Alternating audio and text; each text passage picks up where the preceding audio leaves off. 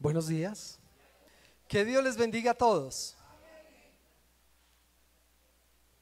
Los que son de mi generación recordarán a un cantante del Caribe que cantaba y bailaba muy interesante el hombre, muy bien, muy chévere. Y en una de sus canciones, Chayanne dice: lo dejaría todo porque te quedaras, mi credo, mi pasado, mi religión.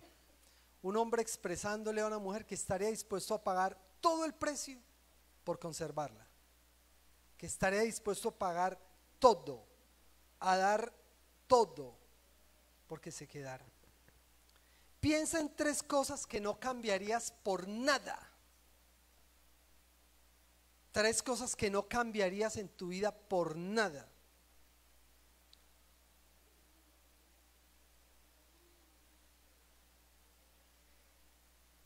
Las 3 que llegarán a tu vida y que quieres que nunca se vayan. Las 3 que te hacen sentir más afortunado.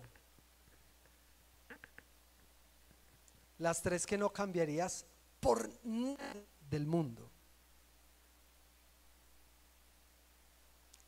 Hay un par de preciosas parábolas que nos hablan de eso y están en el capítulo 13 de Mateo. Todo el capítulo 13 está escrito, está lleno de parábolas, ¿cierto? Y especialmente vamos a ocuparnos de las que están en los versículos 44 al 46. Mateo capítulo 13, versos 44 al 46. Allí están las parábolas del tesoro escondido y de la perla. Comencemos por hablar esto de las parábolas. ¿Qué es esto de las parábolas? Las parábolas son historias de la cotidianidad, de la vida común de la época de Jesús, que él contaba como ejemplo, como ilustración. Las parábolas eran una comparación en la cual Jesús enseñaba verdades acerca del reino de los cielos. Esas comparaciones eran basadas en cosas que la gente conocía. Entonces, cuando Jesús usaba una historia de esas, el asunto no era desconocido por el público. Eran cosas realmente de la vida diaria, conocidas por la gente. El asunto del sembrar la semilla, el asunto de la levadura, el asunto del grano de mostaza, o como vamos a ver hoy, de los tesoros. Las parábolas que también se pueden llamar el género parabólico, es decir, dentro de los escritos de la Biblia existe ese género, el género parabólico.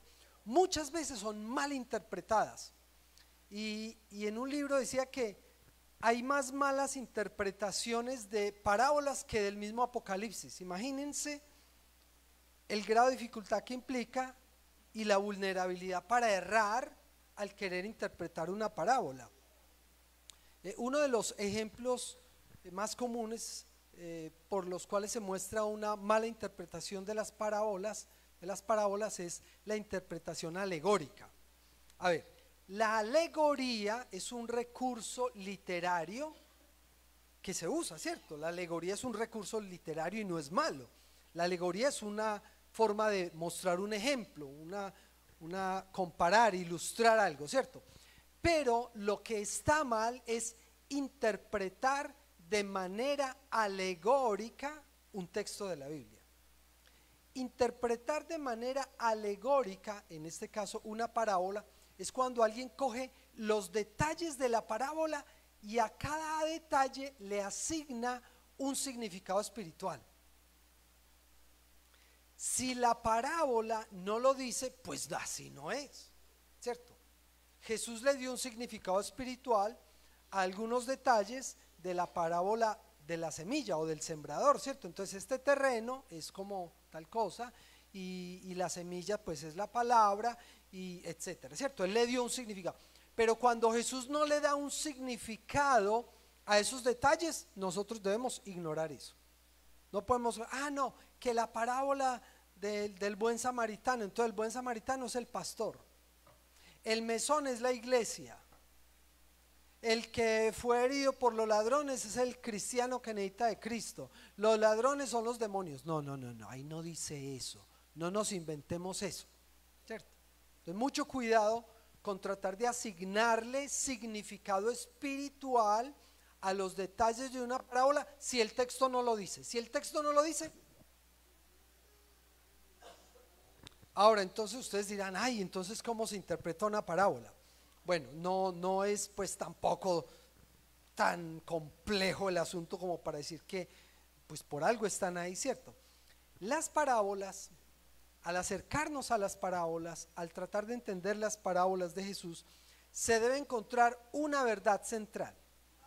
La parábola enseña una verdad central, un punto, un principio, que debe ser analizado en el contexto en el que Jesús está hablando, el contexto del auditorio, el contexto de Jesús que está viviendo, y debe ser interpretado en paralelo a otros pasajes de la Biblia, porque la Biblia se interpreta a sí misma.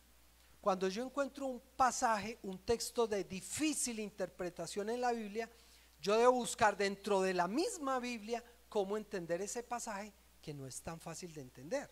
Yo no me voy a otro lado a buscar, no, yo dentro de la misma Biblia busco qué significa, porque escritura interpreta escritura.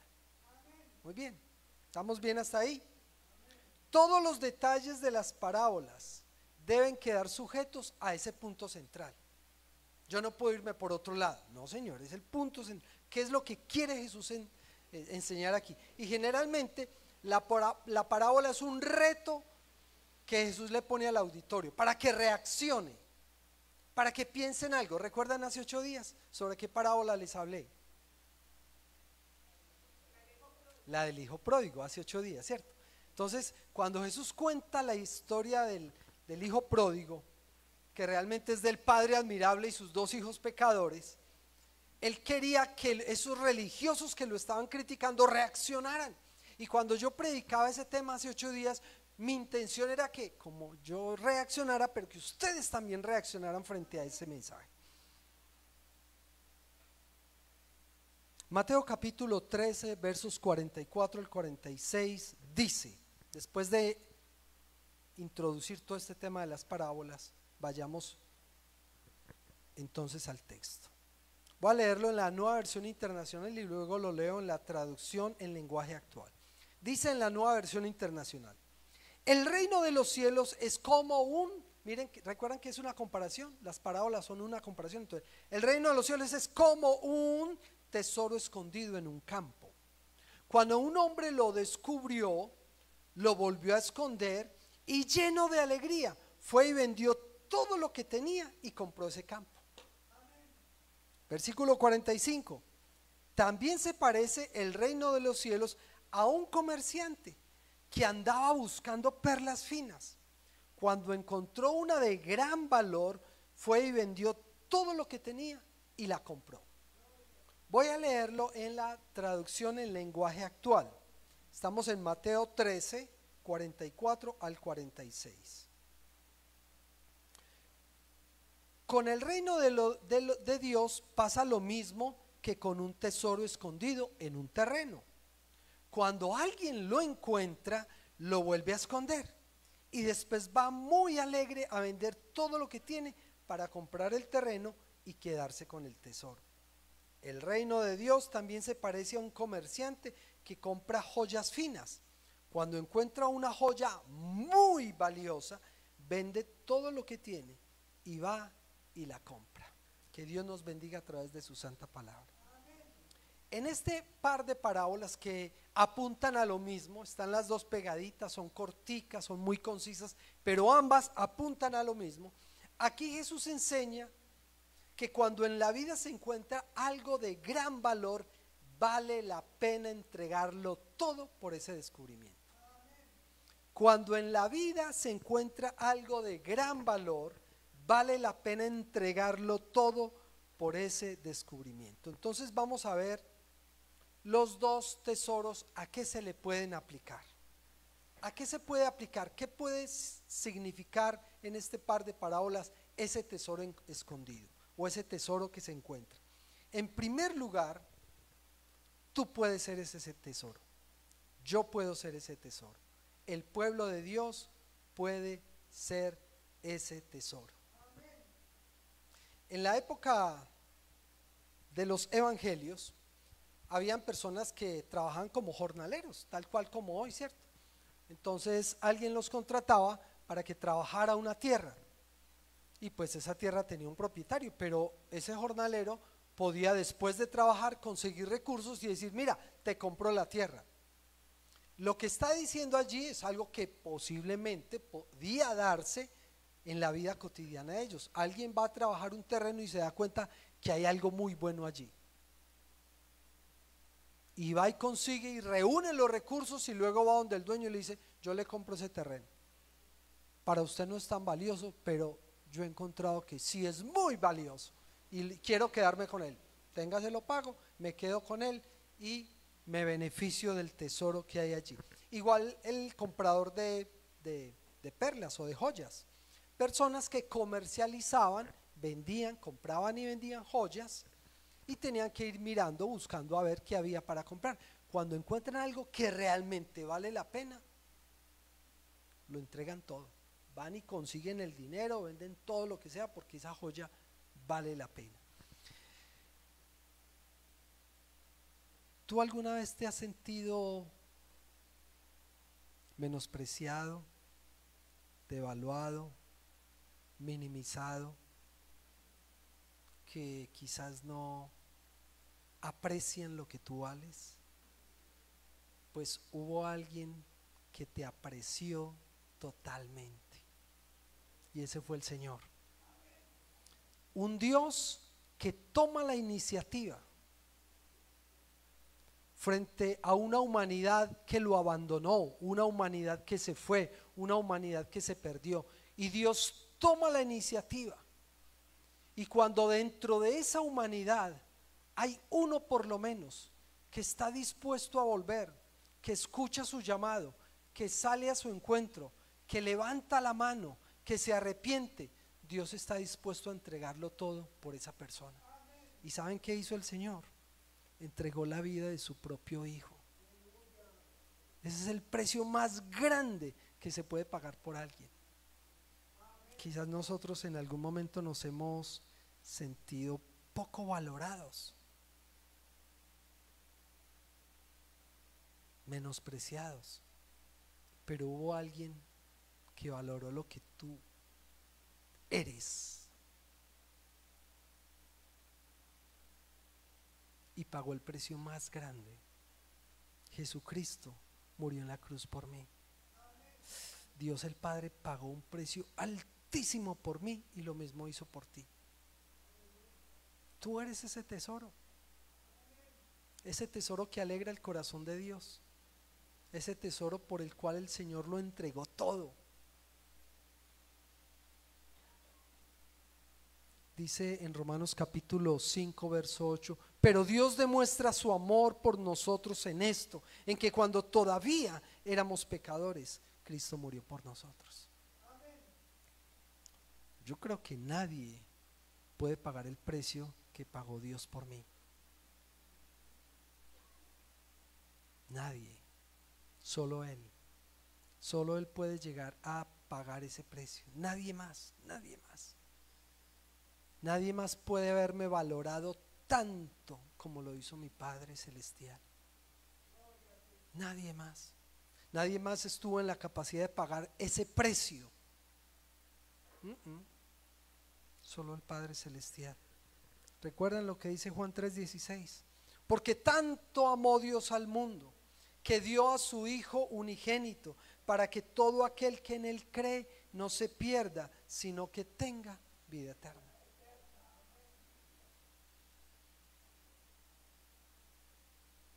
Entonces esta parábola, por un lado, nos ilustra el amor y el cuidado de Dios por aquellos que están dispuestos a escucharle, que se arrepienten. El amor, el cuidado y el pago que Dios, el Padre, ha estado dispuesto a pagar. Esta historia nos muestra cuánto valora Dios a su pueblo, Tú eres un gran tesoro para Dios, por el cual Él ha pagado. Él te creó, te busca, te salva, te restaura y te da el lugar de hijo amado. Dios el Padre entregó a su propio Hijo para salvarte y lo dio todo por ti y lo dio todo por mí. Uno se siente muy bien cuando hacen un sacrificio por uno, ¿cierto? Imagínense el que hizo el Padre Celestial. Pero hay otro aspecto en el cual podemos identificar ese tesoro, y ese tesoro es el mismo reino de Dios, ¿cierto? El ser humano anda buscando satisfacción plena. El ser humano anda buscando respuestas. El ser humano anda buscando felicidad completa y prueba muchas opciones. Y lo que podemos ver, lo que la experiencia nos muestra, lo que la historia nos muestra, es que los seres humanos no encuentran satisfacción plena en nada, salvo en el Señor. Nada. La gente prueba con las riquezas materiales, prueba con el sexo, prueba con la fama, prueba con la gloria terrenal. Y al final van y le preguntan a esas personas: ¿eres feliz totalmente? No. ¿Estás lleno, pleno, completamente? No. Porque eso solo lo puede llenar Dios. El reino de Dios es como ese gran tesoro. Cuando las personas encuentran el reino de Dios, se dan cuenta que tiene un valor tal que deben estar dispuestas a dejarlo todo por ese reino.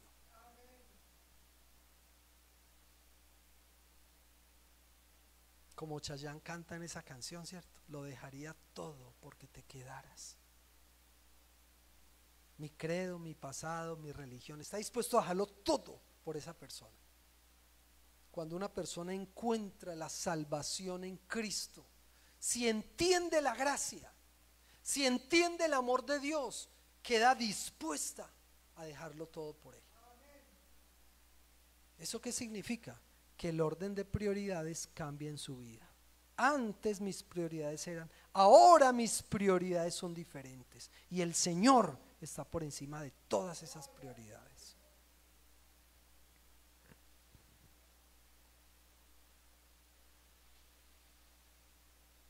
La persona que encuentra a Dios debe estar dispuesta a dejarlo todo por Él, a obtener la ciudadanía celestial, a convertirse en un súbdito del reino.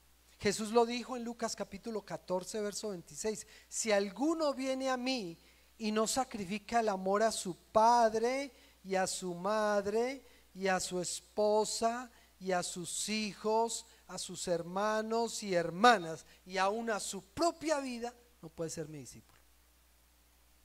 Y el Señor hace un listado de las cosas más apreciadas, no pone ahí cualquier cosa. No sacrifica el amor de su padre, su madre, su esposa, sus hijos, hermanos, hermanas y aún su propia vida, no puede ser mi discípulo. Si yo entiendo el valor de mi relación personal con Cristo, lo que Él me da, la salvación que Él me ofrece, yo estoy dispuesto a ponerlo a Él en primer lugar, sobre todo. Y todo es absolutamente todo. Las otras cosas son importantes, pues claro. ¿Cómo no va a ser importante mi esposa, mi familia, mi hijo? ¿Cómo no va a ser importante la iglesia? ¿Cómo no va a ser importantes las bendiciones que Él me ha dado? Pero por encima tiene que estar el Señor. Y por Él estoy o debo estar dispuesto a todo. Pablo lo dijo en Filipenses capítulo 3, versos 7 al 8. Pero todo lo que era para mi ganancia lo consideré pérdida por causa de Cristo. Ese hombre era muy valiente. Y ciertamente aún considero todo como pérdida por la excelencia del conocimiento de Cristo Jesús mi Señor, por quien perdí todas las cosas y las considero como basura para ganar a Cristo. No, Pablo es tremendo ejemplo.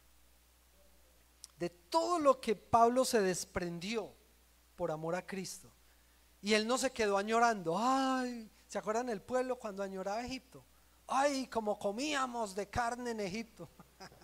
Añorando la vida por allá, la vida mundanal.